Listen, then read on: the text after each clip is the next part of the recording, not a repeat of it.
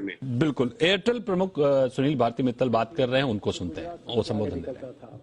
Industry की support के लिए सबसे आगे आते थे, क्योंकि उनको मालूम है कि इससे एम्प्लॉयमेंट बढ़ेगी, इससे अपॉर्चुनिटीज बढ़ेंगी।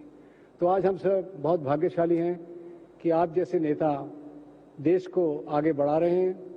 आपने कुछ आके सबके सामने विजन रखे, उसमें डिजिटल इंडिया का एक विजन था जो हमने पकड़ा, और मेरा ये मानना है कि उस विजन के बिना इस पेंडेमिक में हमारी शायद देश में बहुत दुर्गति होती।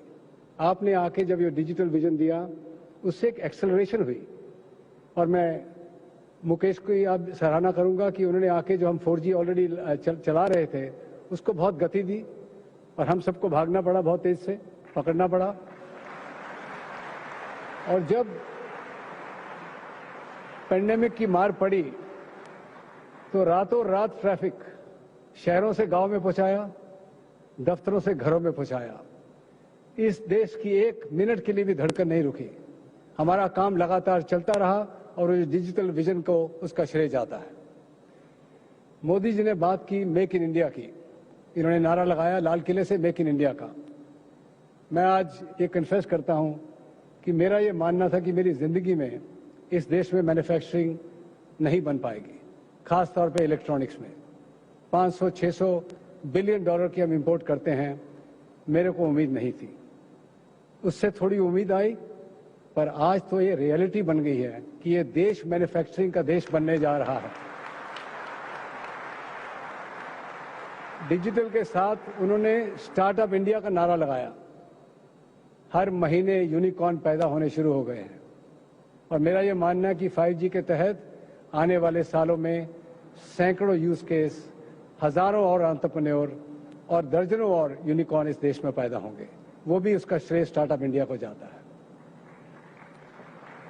मोदी जी 40 साल पहले इसी अक्टूबर में 1982 में ताइवान में मैंने एक पुश बटन टेलीफोन देखा और उसको हिंदुस्तान में लेके आया, यहाँ पे उसकी मैन्युफैक्चरिंग शुरू की। आज 40 साल के बाद मुझे बहुत गर्व महसूस होता है कि आज वही भारती एयरटेल, जो कि बहुत छोटी उम्र में अपना टेलीकॉम में कदम रखा था 40 साल पहले, आज 5G में आगे सबसे आगे चल के इस देश की सेवा में जुटी हुई है।